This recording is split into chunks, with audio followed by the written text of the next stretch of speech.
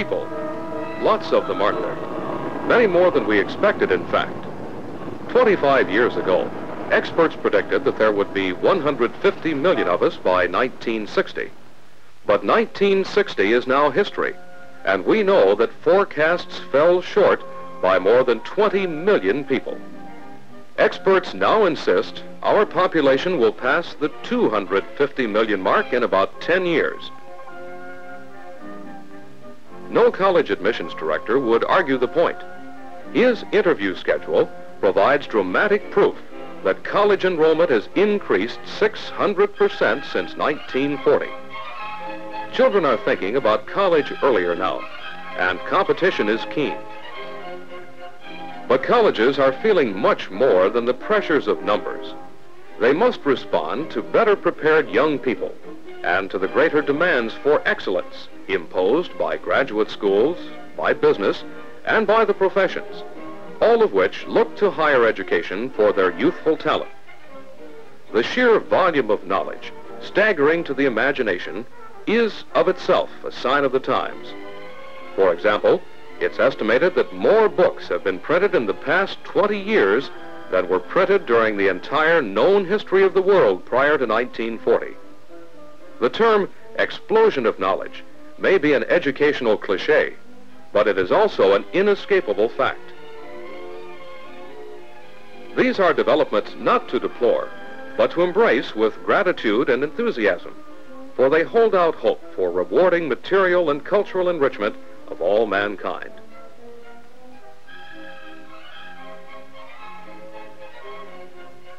No one college or university, of course, can be all things to all people, nor should it even try. One of the truly great strengths of higher education in America is its diversity. Rather than being forced into a mold not to his liking, the high school graduate exerts a remarkable degree of choice in selecting his college. It may be large or small. It may be in a large city or in a quiet rural town.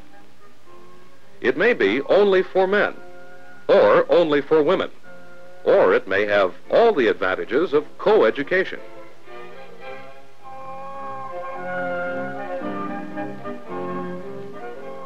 This kind of selection is a privilege which relatively few of the world's young students enjoy, and it creates a situation which requires that each college or university clearly understand its own purpose and its own potential.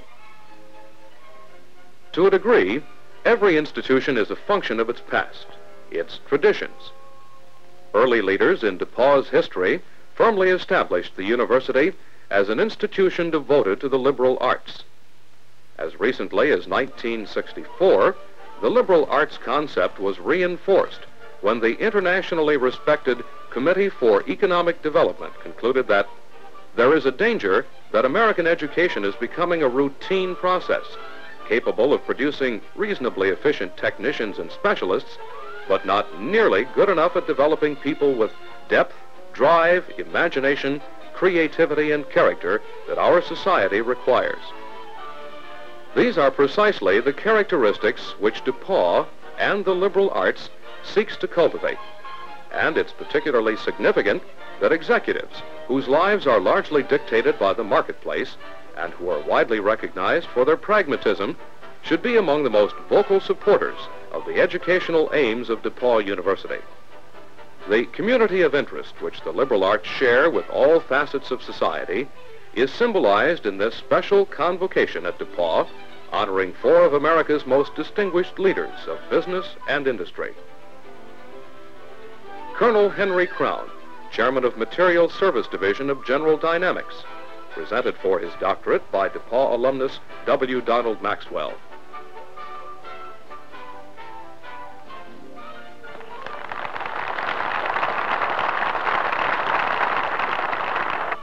Herman C. Cranard, Chairman of Inland Container Corporation, presented by DePauw trustee Wayne Johnston.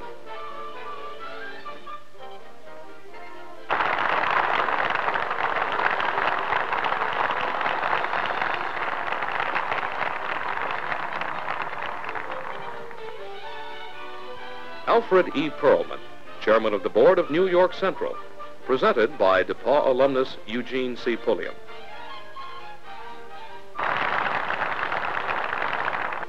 And John E. Swearingen, chairman of the board of Standard Oil of Indiana, presented by DePauw alumnus and trustee Bernard Kilgore.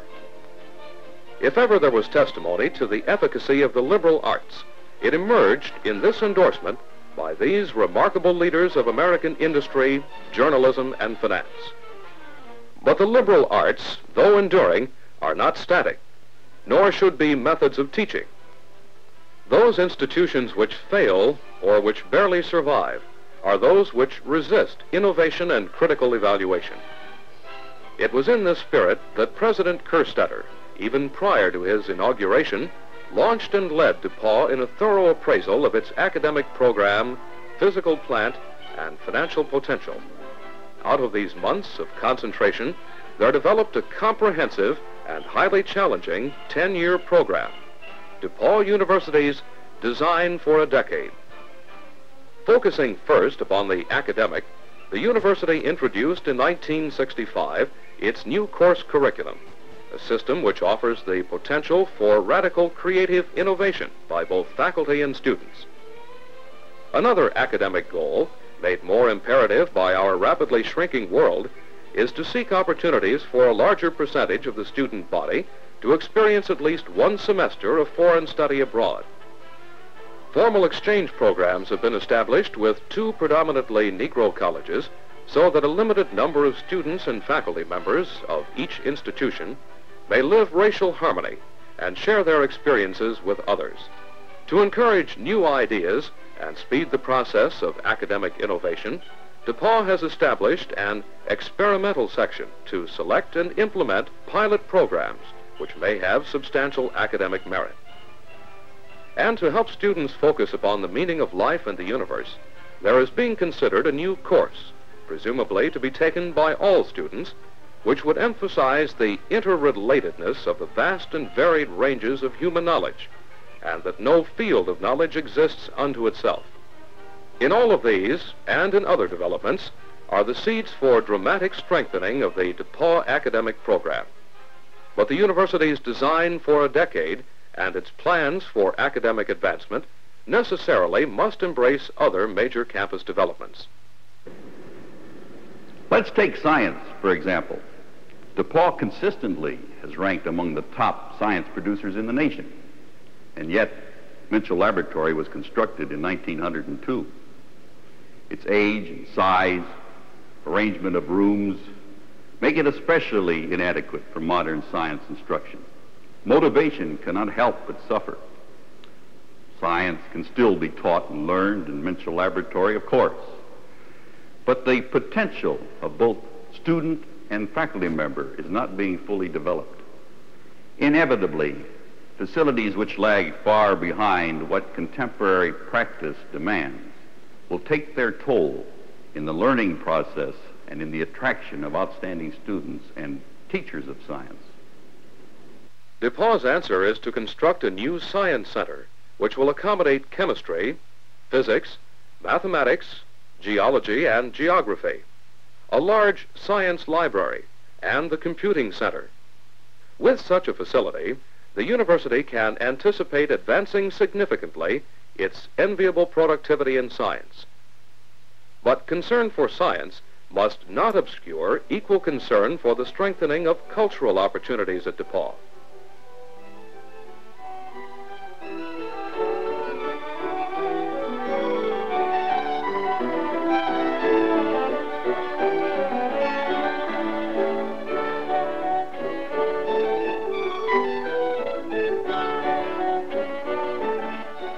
A good university is obligated to introduce its students to the world's great artists and most exciting minds, and it should provide opportunity for students to expand their own appreciation of culture by participation.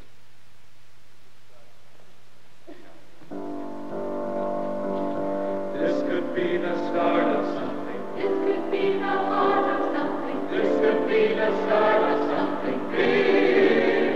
You're walking along the street, or you're at a party, or else you're alone and then you suddenly did. You're looking inside.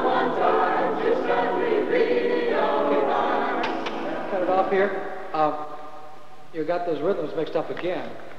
You got to, especially, even the first one, you got about half and half now. Some of you are singing the odd rhythm, some of you are singing even. It's even. Watch those letters and get them right. Let's try it from right before B. You're walking along the street, or you're at a party, or else you're alone and then you suddenly dig. Of the university's 3 buildings presently devoted to the performing arts, not one is less than 82 years old. For example, East College was completed in 1882 after 13 years of building. The School of Music has been a DePauw landmark since 1884. And Speech Hall was already 50 years old when it was remodeled in 1929. So vintage years have given each of these structures a kind of charm. Charm is not enough for them to fulfill the functions demanded of each of them. A part of DePauw's building program, then, will be construction of a beautiful performing arts center, which will include an auditorium, a new building for the School of Music, and a building for the Little Theater and the Dramatic and Speaking Arts. Important to the well-being of students deeply engrossed in demanding academic schedules are opportunities for physical education, athletic competition, and recreation. Bowman Gymnasium was constructed in 1916 when DePauw's enrollment was less than half what it is now, and when the university's established physical education and athletic programs were only a shadow of their present form. 50 years ago, there was no provision in the curriculum for preparing physical education teachers and coaches. Only 5 sports were on the intercollegiate program, and no program of intramurals even existed. By contrast, DePauw now has a highly rated major program in physical education for teachers, an extensive intramural program which includes 14 sports, involves hundreds of men and women, and is represented by varsity and freshman teams in 10 intercollegiate sports. An important feature of the university's proposed building program, therefore, is a combined field house, gymnasium, and swimming pool complex to be constructed in the vicinity of Blackstock Stadium. But concurrent with all of this physical development of the campus must be a steady and substantial strengthening of endowment, which is the foundation of every university structure. It is a producing endowment which so often provides the margin between adequacy and excellence. For endowment income helps maintain and attract strong faculty members, and it opens financial doors to outstanding students who could not attend DePauw without monetary assistance. During this decade, DePauw will seek to add $12 million in endowment, solely for the purpose of retaining and elevating its faculty, helping deserving students, and increasing the general academic tone of the university.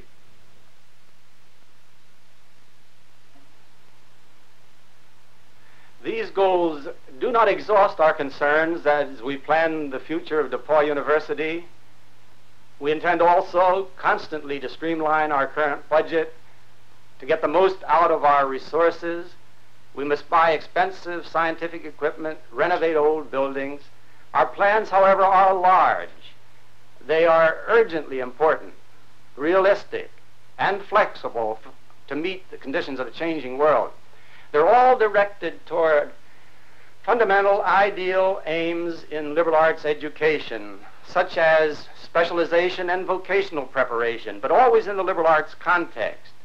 We want to stimulate our students constantly to search for their own sense of the meaning of life and the universe.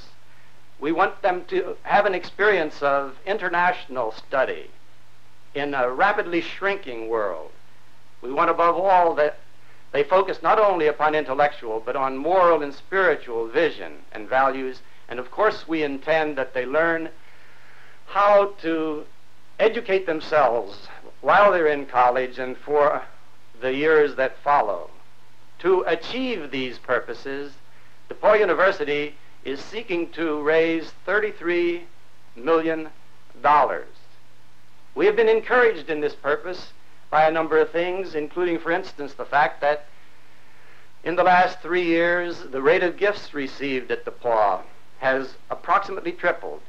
Perhaps we have been encouraged most of all by the fact that the most significant endorsement currently available to an institution of higher learning in America has been given to DePauw. I refer to the Ford Foundation grant of $2 million, given after penetrating study of DePauw's distinguished history, of its current progress, and of its plans for the future. Contingent upon the alumni and friends of DePauw giving an additional sum of $6 million within a 3-year period terminating June 30, 1969. John Burkhart, one of DePauw's most prominent alumni and presently chairman of the Design for a Decade Steering Committee, made this observation about the Ford Foundation grant. Not in our lifetimes has DePauw been so honored and so challenged. Here is the opportunity for our university, with the support of all who share her vision and her pride, to stride powerfully into a new era of educational leadership, and to anchor even more firmly the university's reputation for academic excellence. The challenge will not easily be met. Only a maximum effort by the maximum number, giving with sacrificial zeal, will enable DePauw to raise in 3 years the $6 million which will qualify it to claim the Ford Foundation's conditional grant, and to achieve the even greater total Design for a Decade goal of nearly $33 million. Your support, never needed more urgently than at this moment, will spur the implementation of the hopes and expectations we have shared with you. Hopes and expectations directed toward making DePauw not bigger, but infinitely better. There is, it has been said, an indefinable spirit which pervades DePauw and all who are exposed to her, a spirit which transcends the years and provides continuity and unity amidst inevitable change. Students still are pushed well beyond the midnight hour in that last-ditch effort to cram. But late hours the night before mean a probable late start in the morning and a frantic sprint against an unyielding bell to Asbury Hall.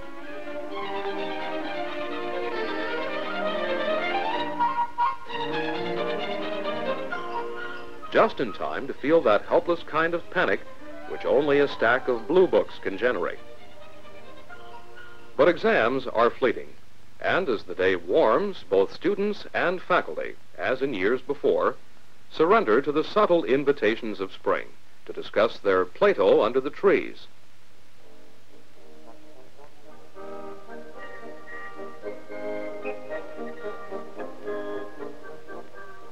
And other matters of importance.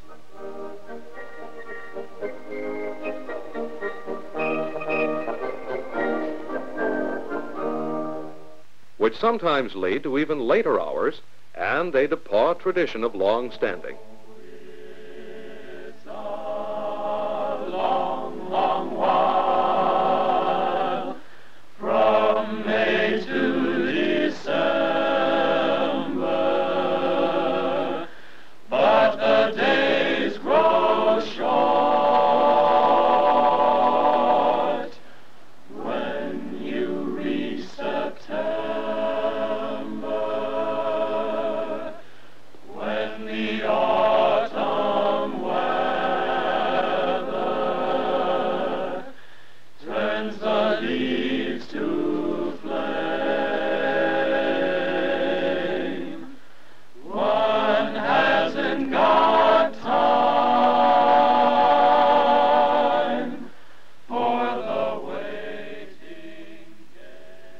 These are some of the reasons DePauw alumni flock back each year for that greatest of all traditions, Old Gold Day.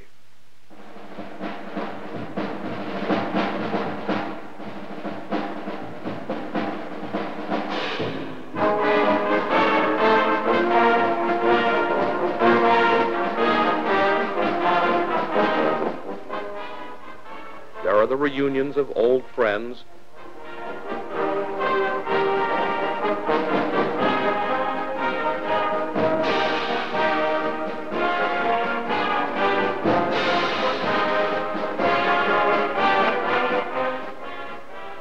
The familiar chrysanthemums.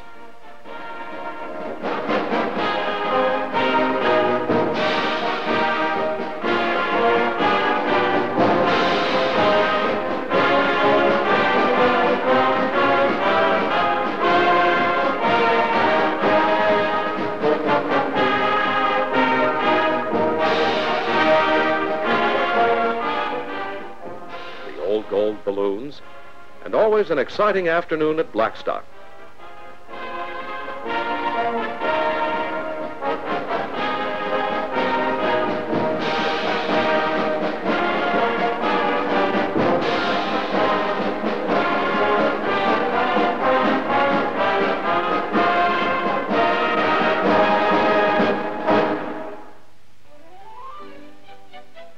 These were golden years. It wasn't always sunny, as every alumnus knows, and inhabitants of the DePauw community, as in days past, still become quite oblivious to the rain in the conduct of their affairs. But the memories are sunny, and the friendships are warm and lasting, as is the influence of devoted professors who have given so much of their lives to DePauw.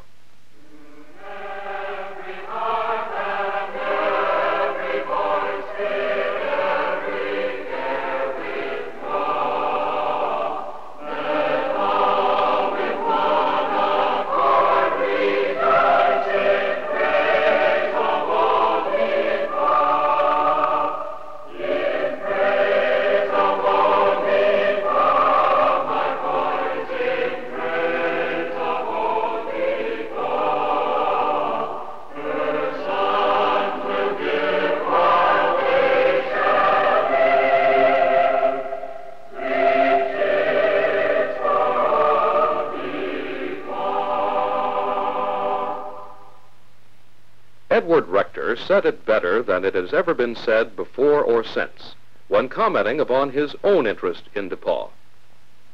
I have been talking about my investments in DePauw, but they are not investments in DePauw University.